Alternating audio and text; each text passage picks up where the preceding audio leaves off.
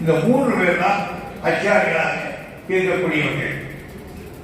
தேர்தலில் என்னென்ன நடக்கும், வியூகம் எப்படி வகுப்பாங்க, எப்படி எதிரி வகுப்பாங்க, எப்படி நம்ம கட்சியில் இருந்த எதிரி வந்து உருவாங்க, எல்லாம் எனக்கு தெரியும்.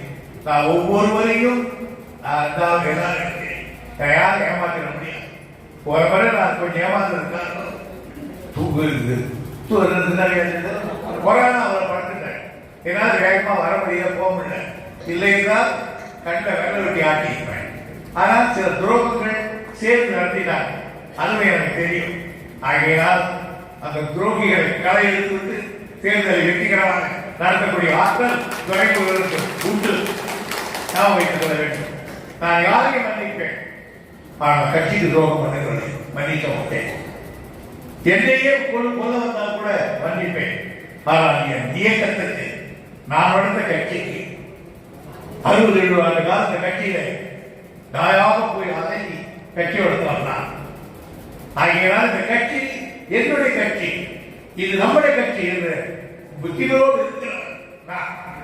ஆகையினால் அந்த கட்சிக்கு துரோகம் செய்வதை விட உலகத்தில் கொடுமையை இருக்க முடியாது.